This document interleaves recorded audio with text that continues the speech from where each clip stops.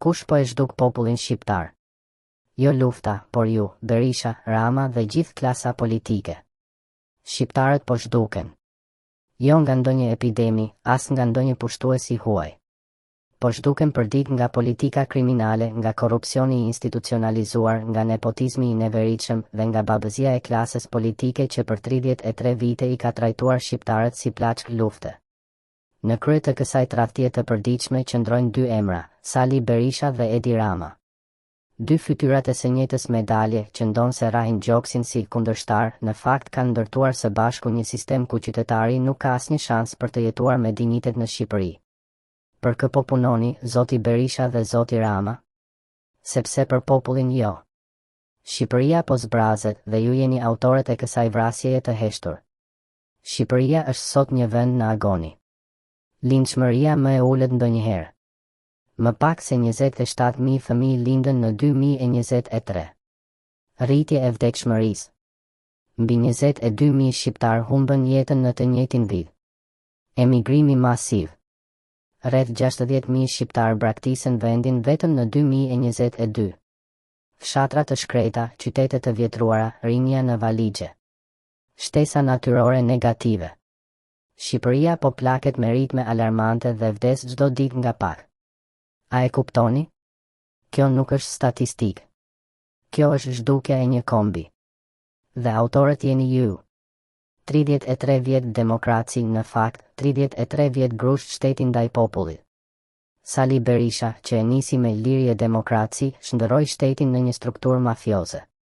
Nga gërdecit e 1997 nga kapja e drejtësisë të nepotizmi familjar, Shqipëria u kthye në pronë private të klaneve politike. Edi Rama, që erdhi me flamurin e rilindjes, shkatërroi çdo shpresë. Rrit çmimet, varfëron qytetarët, jep pasuritë publike me koncesione mafioze, shet detin, malet, minierat, madje edhe ndërgjegjen e këtij vendi. Ndërton një propagandë të neveritshme ndërkohë që populli ikën ose vdes në varfëri. Të dy kanë ndërtuar një regjim, pa ekonomi, pa drejtësi, pa arsim, pa shpresë. Për kë po punoni, zoti? Rama? Për kë po punon zoti? Berisha? Sepse për popullin jo. Populli jeton me 300 euro në muaj. Ju me miliona euro në llogari të fshehura.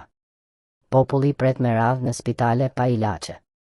Ju kuroheni jashtë me paratë e tyre. Populli çon fëmijët në emigrim. Ju çoni nipërit në Harvard. Populli punon si sklav. Ju pushoni në vilat e dhëna me PPP. Populli ikën. Ju rrini. Dhe nuk do ikni kur nga pushteti nëse nuk ju amarrim. Ky nuk është një shtet, por një kartel politik i kapur nga krimi. Shqipëria nuk është më një vend i pavarur. Është një zonë e lirë për abuzim, kontraband, korrupsion dhe pastrim parash, ku qytetari nuk ka më asnjë vlerë. Nëse një popull nuk lind më, nuk jeton më, nuk ndjen më dashuri për vendin e tij, është sepse ai është i dhunuar nga shteti i vet dhe dhunuesit jeni ju.